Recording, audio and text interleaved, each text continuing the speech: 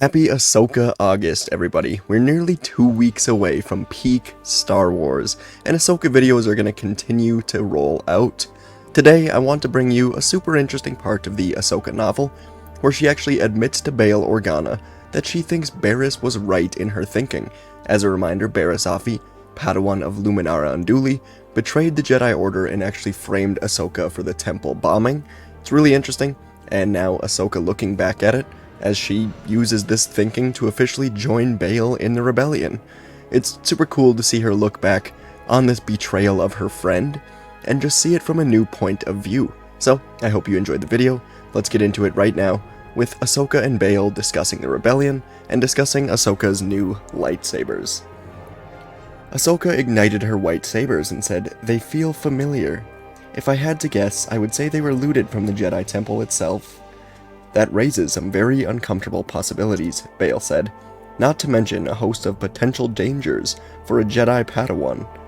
"I'm not a Padawan anymore, Senator, and it's not safe to be Ahsoka Tano," Ahsoka said. Barriss Offee was wrong about a lot of things. She let her anger cloud her judgment, and she tried to justify her actions without considering their wider effects. She was afraid of the war, and she didn't trust people she should have listened to. But she had a point about the Republic and Jedi.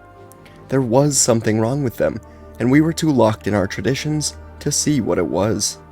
Barriss should have done something else. She shouldn't have killed anyone, and she definitely shouldn't have framed me for it.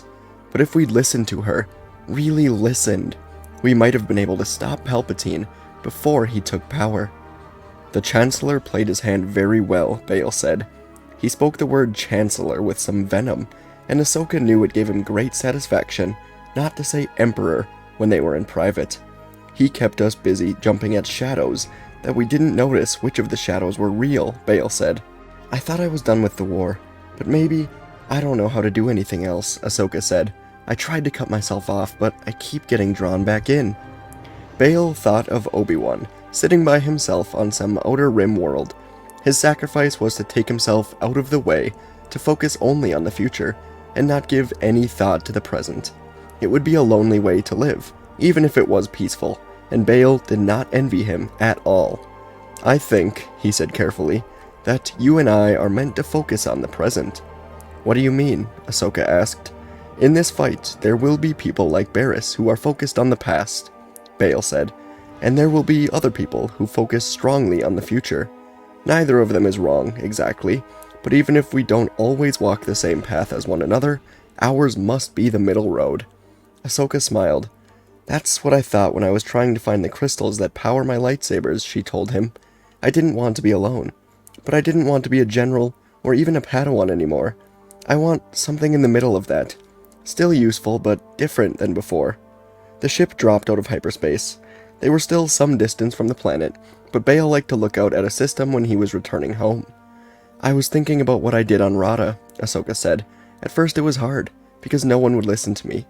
You told me later that you were aware that something was going on, but you couldn't step in, and I couldn't figure out how to communicate with them. They had different priorities, and because I couldn't explain myself, a lot of people died." "That's not your fault," Bail told her. "I know," she said, "but it still kind of feels like it is." And he nodded. She suspected he was also good at blaming himself for things. "Then it happened again when you sent Chardy Tage and Tamsin after me," Ahsoka said. "They didn't have enough information, and I didn't know the priorities. All I saw was a tractor beam and two strangers with blasters." "Chadray's never going to forgive me for that," Bail admitted. "I slipped up." "My point is," Ahsoka said, "both of those things could have been avoided if you had better channels of communication." Bail sighed. "I know," he said. "Everything I'm trying to build is too new, too fragile. We're not as secure as I'd like us to be, and things slip through the cracks as a result." "I can help you with that, I think," Ahsoka said. "How?" Bail asked. "During the Clone Wars, I worked with a lot of people," Ahsoka said. "I fought alongside clones, who took orders from me, even though I lacked their experience. I watched politics on a dozen different worlds.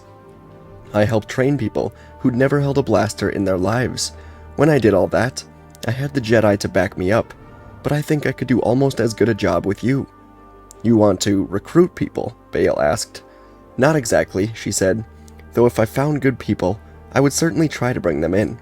I want to take your recruits and find missions for them. I want to be the one who listens to what people need, finds out what people can do, and then helps them to do it. You want to take over running my intelligence networks, Bale said. Who runs them now? She asked. No one, really, Bale told her. That's most of the problem. Then that's where I'll start, she said. Can you give me a ship? I've lost mine. We can modify something for you easily enough, Bale said, a smile on his face. I know just the droid for the job. Thank you, she said. It's good to have a mission again. I think I'm going to end up a lot further in your debt than you are in mine. But you're welcome, Bale said. Let's just call us even and stop keeping track, she said. I'm going to be busy enough as it is. What am I going to call you if I can't call you Ahsoka? He asked. You'll need a code name at the least, so you can deal with other operatives. They looked out the viewport as Alderaan grew bigger and bigger. It really was a beautiful planet, though Ahsoka would always miss the whispering grass on Rada. Alderaan was blue and green, and a good staging point for a galactic uprising. The center, where the thread of all their hopes were connected. Fulcrum, Ahsoka said. You can call me Fulcrum. Then welcome to the rebellion, Bale said. And that's where our story ends today. Bale, Organa, and Ahsoka discussing many things, discussing Ahsoka's time in the Clone Wars, but mainly Ahsoka reflecting back on someone who warned her and warned the Jedi, warned the Republic really in general, about the impending doom, and that was Barriss Offee.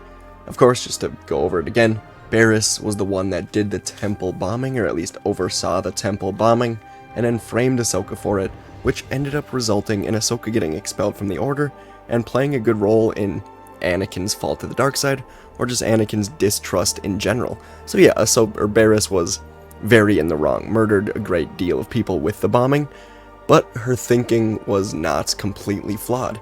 She knew there was something wrong with the Republic, something wrong with the Jedi, and Barriss assumed nobody was on her side, nobody would back her up in all this, which for the most part was true. I mean, nobody was going to agree to bomb the temple, but if she could have gone about it a peaceful way, perhaps she could have organized something, figured something out, got some sort of investigation that could have led them down a better path. But Barriss acted alone, out of her own accord, turning to the dark side.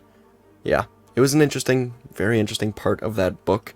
And then Ahsoka joining the rebellion, deciding she wants to be part of communications, assigning people to do missions. I thought that was really cool too, so do let me know what you thought of all this. It's how she gets her name, Fulcrum, that we see in Star Wars Rebels, and maybe we'll see her use that name again in the upcoming Ahsoka show.